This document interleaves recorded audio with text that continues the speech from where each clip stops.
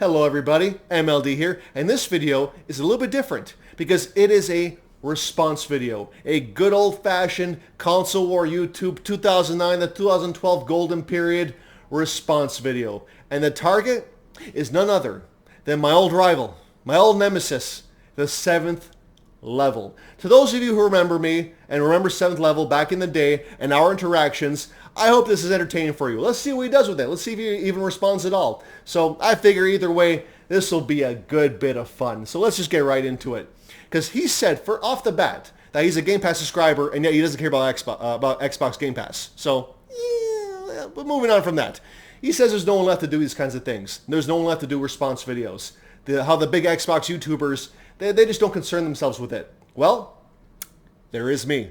Like this was our thing. This is my element. So 7th, I'm here. I'm accepting the challenge. Even though it was an official challenge, I'm taking it as an unofficial challenge you set out that I am accepting. So let's move on from that. You start talking about things that aren't really a Game Pass issue. It's more of an Xbox issue.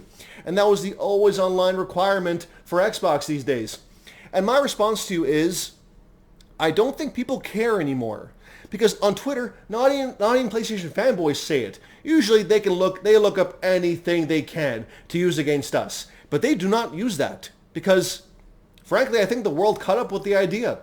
Back in 2013, it was a combination of three things. The always online requirement, mandatory connect, and this was the big one.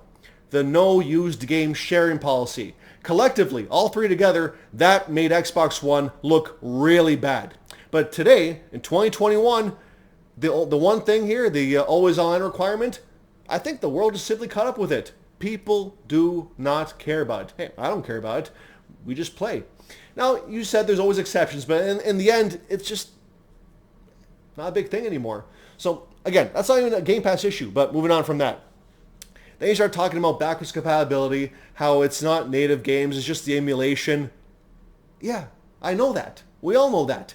But it's better than the alternative, which is either breaking out your old console to play an old game, or playing on PlayStation Now, which means it's streamable only for an older game, which means it's buggy, no, not buggy, but laggy, and just simply not anywhere near as playable as playing the game natively on your TV, even with emulation. So I don't care how they do it, I only care that they are doing it. And if I could play an original Xbox game, a 360 game that I want to play on my Series X, and PlayStation can't do that, that's a win. And you got to acknowledge that. You got to give credit where it's due. It's all about the convenience. How I can have one Xbox console, the latest one, and it holds my entire history of supported backwards compatible games.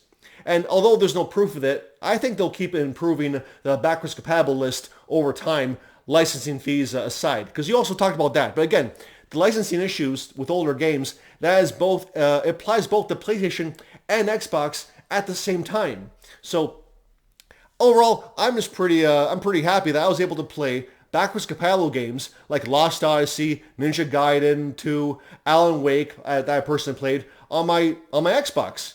And that would not be possible if these were PS3 games and you want to natively play them on your PS5. There are no two ways about it. And the fact that some of these games were on Game Pass, it made the accessibility all the better. I didn't have to find a game, like a used game online or buying a digital copy in the overpriced Xbox store. No, I played them like with my monthly subscription for Game Pass. The cost to entry is so low. The accessibility is so high. You cannot deny this 7th. In the very least, compared to PlayStation, the value aspect is unmatched. Because, hey, I get it. I can't knock you for who you are. You're a collector. You are a physical game collector. You collect the consoles, and I can't fault you for that. More power to you. But I will say this. You're a dying breed, 7th. And that's not really a con so much as just a reality. Every generation, there are less and less people like yourself. I mean, hey, I grew up on a purely physical library. Most of us did. But people started to make the transition to digital. It just felt natural because it was just convenient. It started with the PC guys and it just trickled down from there. Now, I collect all Halo games physical, but otherwise, my entire library is digital just because I like the ability to fire up my box, pick a game within seconds, and play. Boom, done. There you go. And so it's a lot more than that. Like for an anti-Game Pass video, you didn't really talk about the games, like the features themselves. I mean, you did make a point. Right now, it's more or less a tool to hack away at your backlog or replay old games. If you played most of the games on Game Pass, hey, great. But personally, most people, that's not the case. There's only so many games you can play. There's always games you miss. There's always a backlog. Everyone has a backlog. You may be the exception. You seem to have, you seem to play almost everything that you say is on Game Pass. So I don't know what to make of that. But to most people, this is invaluable. But let's get down to brass tacks here. Pretty soon, I mean, it's already starting to happen. We're seeing day one games of not just first party, but third party. Like we're getting what? We got the Medium day one on Game Pass. You got Outriders day one on Game Pass. MLB The Show, a PlayStation IP day one on Game Pass. And it's going to be more like Back 4 Blood this year, things like that. But even when the first party, when it's finally starting to roll out, like let's put it this way. I break even on Flight Simulator, Halo Infinite, and Forza Horizon 5 alone. Those 3 games, day one, this year, I just broke even on my $180 Game Pass Ultimate subscription. And that doesn't even include the dozen other games I beat on Game Pass this year already and will play in the meantime up until the end of the year. The value aspect, I cannot stress this enough, 7th.